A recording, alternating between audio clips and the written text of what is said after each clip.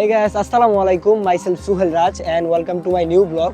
আজকের ভিডিওতে আমি চলে এসেছি বরিশালের ভাসমান পেয়ারা বাজার ঘুরে দেখার জন্য এবং বরিশালের বেশ কয়েকটি সুন্দর জনপ্রিয় পর্যটন স্পট ঘুরে দেখার জন্য। সো আজকের ভিডিওতে সম্পূর্ণ ভ্রমণ গাইডলাইন দেওয়ার চেষ্টা করব, কত টাকা খরচ হবে, কিভাবে আসতে হবে এবং কি কি সৌন্দর্য আপনারা দেখতে পারবেন। তো চলুন ভিডিওটি শুরু করা যাক। বরিশাল নামটা শুনলেই চোখের সামনে ভেসে ওঠে শত শত খাল, বিল, নদী আর সবুজে ঘেরা শান্ত স্নিগ্ধ জনপদ, যেখানে চারপাশে যতদূর চোখ যায় শুধু সবুজ প্রকৃতির সমারোহ। আর তাই বরিশালের আসল সৌন্দর্য দেখতে আমার আজকের ভ্রমণ গন্তব্য ভীমরুলি পেয়ারা বাজার। দেখানোর চেষ্টা করব বাংলাদেশের সবচেয়ে বড় ভাসমান পেয়ারা বাজার, সাথে ঘুরে দেখব রিয়ান পেয়ারা পার্ক, বাইতুল আমান জামে মসজিদ এবং দুর্গাসাগরের অপরূপ সৌন্দর্য। আজকের ভ্রমণ অভিজ্ঞতার গল্পটি হবে একটু ভিন্ন রকমের। কেমন লাগতেছে? অনেক ভালো, অনেক ভালো। অনেক ভালো লাগতেছে। যারা যারা এখনো আসেন নাই সবাই তাড়াতাড়ি চলে আসেন পেয়ারা বাগানে। চলে আসুন আমাদের বরিশালে।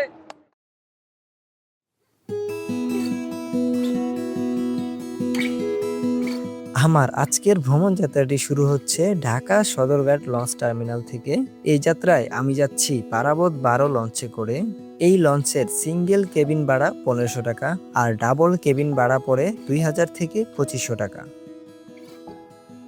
আর যদি আমার মতো কেবিন ভাড়া নিতে না পারেন তাহলে ডেকের ভাড়া পড়ে জনপ্রতি 200 টাকা। আপনাদের সকলের উদ্দেশ্যে জানিয়ে রাখছি, ঢাকা থেকে বরিশালগামী সকল লঞ্চ রাত 9টা থেকে 9:30-এর মধ্যেই সদরঘাট থেকে ছেড়ে চলে যায়। আর অপরদিকে আপনারা চাইলে সরাসরি বাসে করেও বরিশাল যেতে পারেন। ঢাকা, সায়দাবাদ, ফকিরাপুর ও আরামবাগ থেকে অসংখ্য বাস ছেড়ে যায় বরিশালের উদ্দেশ্যে। এই রুটে নন এসি বাস ভাড়া জনপ্রতি 500 টাকা আর এসি বাস ভাড়া 1000 থেকে 1200 টাকা হয়ে থাকে। লঞ্চে উঠে একটু বিশ্রাম নিয়ে চলে যাই লঞ্চের ছাদে। কিছু সময় লঞ্চের সৌন্দর্য উপভোগ করে এবং ঘোরাঘুরি করে রাতের খাবার খেয়ে ঘুমিয়ে পড়ি।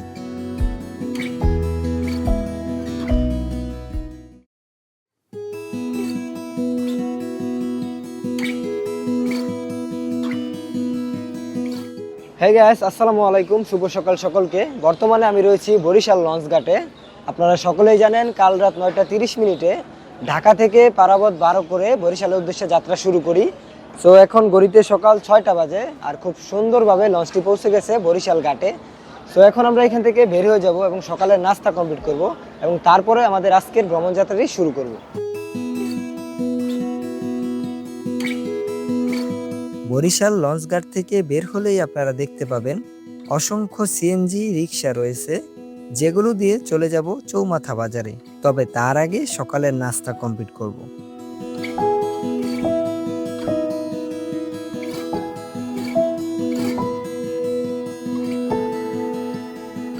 সো আমি এখন চলে এসেছি চৌমাথা বাজারে। জনপ্রতি 70 টাকায় সকালের নাস্তা কমপ্লিট করে একটা রিক্সা নিয়ে চলে এসেছি চৌমাথা বাজারে। এই যে আমার পিছনে দেখতে পাচ্ছেন চৌমাথা বাজার। এইখানে আসলে আপনারা অসংখ্য পরিমাণ সিএনজি লেগুনা পেয়ে যাবেন আটঘরে যাওয়ার জন্য। আপনারা চাইলে সিএনজি রিজার্ভ করে সারাদিনের জন্য ঘুরে দেখতে পারেন ভীমরুলি সহ এর আশেপাশের সকল দর্শনীয় স্থান। কিন্তু আমি যেহেতু একা, সেক্ষেত্রে আমি লেগুনায় করে চলে যাব আটঘর বাজারে।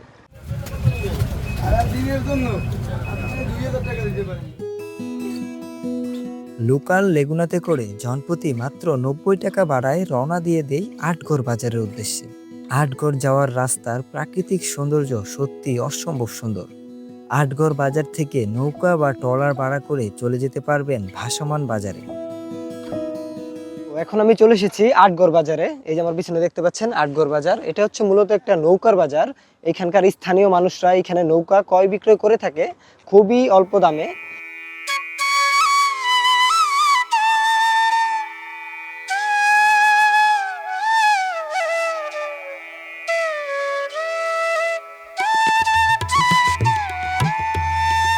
এবং আপনারা চাইলে এইখান থেকে নৌকা বা ট্রলার ভাড়া করে ঘুরে আসতে পারেন ভীমরুলির সেই পেয়ারা বাগান। এখান থেকেও প্রচুর পরিমাণ পর্যটকরা নৌকা বা ট্রলার ভাড়া করে ভীমরুলির পেয়ারা বাগান ঘুরে দেখে আসে।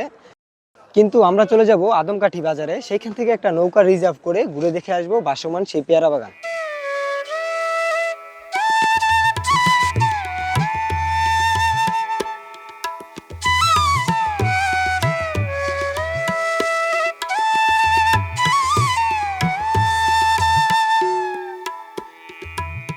এখন আমি চলে এসেছি আদমকাঠি বাজারে। এই যে আমার পিছনে দেখতে পাচ্ছেন আদমকাঠি বাজার। জনপ্রতি মাত্র 50 টাকা অটো ভাড়া দিয়ে চলে এসেছি আদমকাঠি বাজারে, আটগড় বাজার থেকে। এখান থেকেই প্রচুর পরিমাণ পর্যটকরা নৌকা রিজার্ভ করে ঘুরে দেখে আসে ভাসমান সেই পেয়ারা বাগান। আমরাও একটা নৌকা রিজার্ভ করব এবং তারপরে চলে যাব সেই পেয়ারা বাজার দেখার জন্য।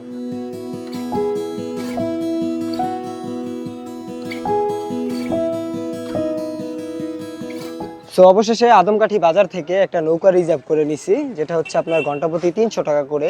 সো আমরা 2 থেকে আড়াই ঘন্টার মতো লাগবে ওইখানে যেয়ে ঘুরে আসতে।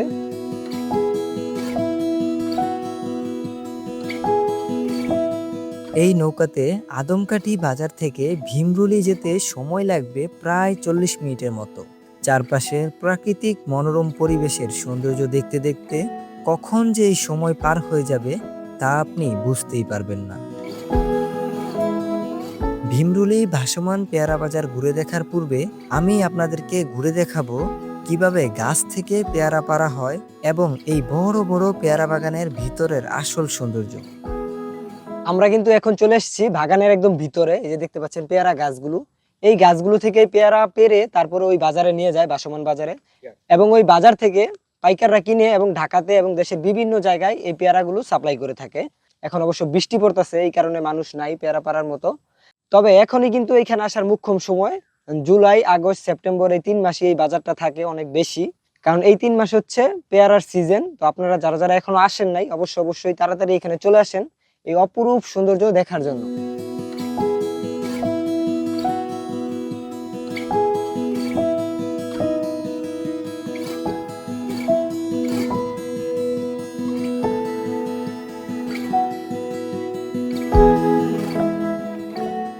অবশেষে আমি কিন্তু পৌঁছে গেছি ভীমরুলির সেই ভাসমান পেয়ারা বাজারে।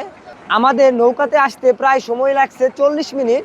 তো এখন পুরো পেয়ারা বাজারটা ঘুরে ঘুরে দেখবো এবং কিছু পেয়ারা কিনবো এবং দুপুরে খাবার খাবো এখান থেকে।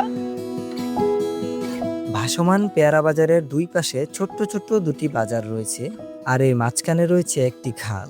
আর সেই খালেই গড়ে উঠেছে বাংলাদেশের সবচেয়ে বড় ভাসমান পেয়ারা বাজার, যে বাজারের সৌন্দর্য যে কোনো মানুষকে মুগ্ধ করবে।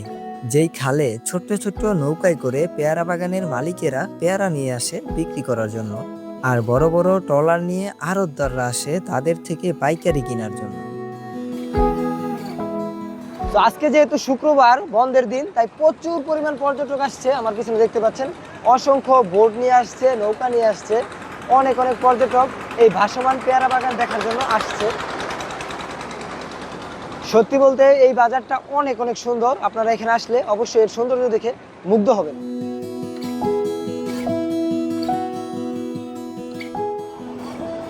পোকা হইব এটা সব লইয়ে গেছে এরকম বোঝাই দেবে না, ওই কয়টা চাই আরো সেটা অল্প কয়টা এই কটা কয় টাকা দিতাম?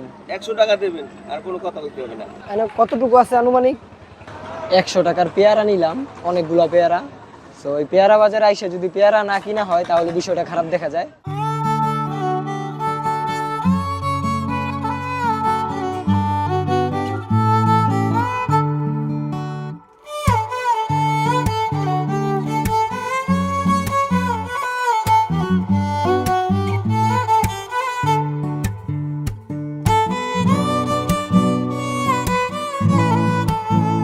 এখন আমি রয়েছি পেয়ারা পার্কে। জনপ্রতি মাত্র 30 টাকা টিকিট কেটে চলে এসেছি পেয়ারা পার্কে। এই যে উপরে আপনার বড় করে একটা ওয়াচ টাওয়ার তৈরি করা হয়েছে, এই সিঁড়ি ধরে উপরে উঠতে হয় এবং এই দিকে যাওয়া যায়। ওইদিকে আরেকটা ওয়াচ টাওয়ার রয়েছে, আর এই যে ওয়াচ টাওয়ারটা হচ্ছে অনেক লম্বা একটা ওয়াচ টাওয়ার। সো এইখানে 2টা পার্ক আছে, 2টা পার্কের মধ্যে ওয়াচ টাওয়ার আছে, একরকমই দেখতে। আর এটার উপরে উঠলে অন্যরকম একটা ফিলিংস কাজ করে, একদম গাছের উপরে তৈরি করা হয়েছে, যেটা আসলে দেখতে অনেক ভালো লাগে। উপর দিকে যাব এবং পুরোটা ঘুরে ঘুরে দেখানোর চেষ্টা করব।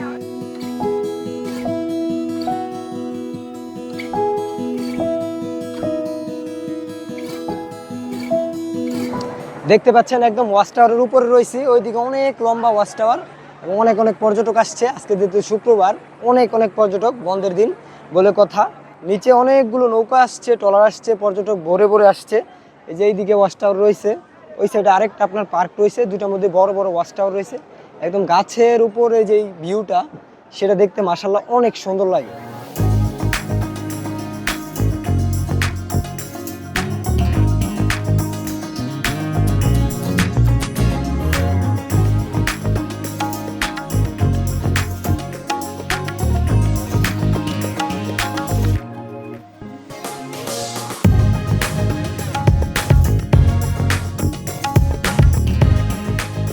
অবশেষে ভাসমান পেয়ারা বাজারের অপরূপ সৌন্দর্য দেখা শেষ করে আমরা চলে আসছি যেখান থেকে নৌকাতে উঠছিলাম সেই জায়গাটিতে, যেটি হচ্ছে আদমকাঠি বাজার। সো এখন আদমকাঠি বাজার থেকে আটগড় বাজারে চলে যাব এবং সেইখান থেকে যাব গুটিয়া, কারণ গুটিয়াতে রয়েছে বাইতুল আমান জামে মসজিদ, সেটা সৌন্দর্য উপভোগ করব।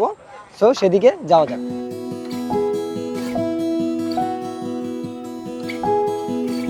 আটগড় বাজার থেকে অটোতে করে জনপ্রতি মাত্র 20 টাকা দিয়ে চলে আসছি এই রায়েরহাট বাজারে।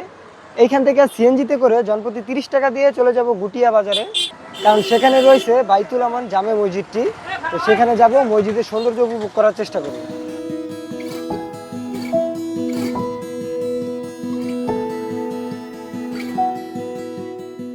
অবশেষে চলে এসেছি বাইতুল আমান জামে মসজিদে। এখন গড়িতে সময় প্রায় 1:30 মিনিট, এখনো নামাজ শুরু হয় নাই। আজকে যেহেতু জুম্মাবার, সেক্ষেত্রে আমরা জুম্মার নামাজটা পড়বো এবং এর অপরূপ সৌন্দর্য আপনাদেরকে দেখানোর চেষ্টা করব। অনেক সুন্দর কারুকার্য করা হয়েছে।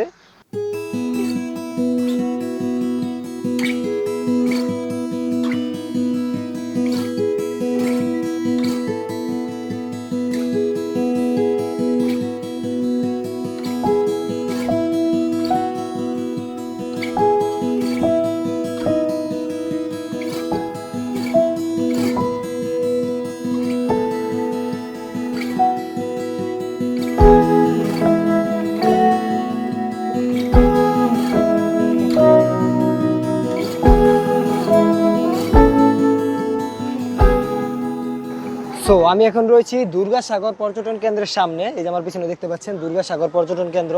বাইতুল শাহ আমানত জামে মসজিদ থেকে জনপ্রতি মাত্র 20 টাকা সিএনজি ভাড়া দিয়ে চলে আসছি এই পর্যটন কেন্দ্রের সামনে।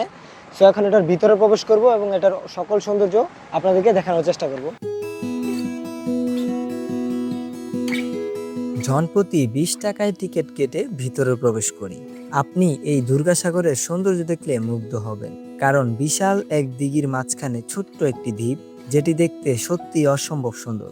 1780 সালে চন্দ্রদ্বীপের পঞ্চদশ রাজা শিবনারায়ণ এই এলাকার মানুষের পানির অভাব নিরসনে এই বিশাল দিঘিটি খনন করেন। ওনার স্ত্রী দুর্গামতির নাম অনুসরণ করে এর নামকরণ করা হয় দুর্গাসাগর। লোকমুখে কথিত রয়েছে, রানী এক রাতে যতদূর হাঁটতে পেরেছিলেন ততদূর পর্যন্ত এই দিঘিটি খনন করা হয়। দুর্গাসাগরের অপরূপ সৌন্দর্য ঘুরে দেখা শেষ করে আমি আবারও ফিরে আসি বরিশাল শহরে। এখান থেকে আপনারা প্রতি 30 মিনিট পর পর ঢাকা যাওয়ার জন্য বিভিন্ন বাস সার্ভিস পেয়ে যাবেন। আপনাদের সকলের সুবিধার্থের জন্য এই ভ্রমণের সকল খরচের হিসাব দেয়া রয়েছে ভিডিও ডিসক্রিপশনে। আজকের মতো ভিডিওটি এখানেই শেষ করছি। ভ্রমণ সম্পর্কে যে কোনো মতামত জানাতে পারেন কমেন্ট বক্সে। দেখা হবে পরবর্তী ভ্রমণ গল্পে। আল্লাহ হাফেজ।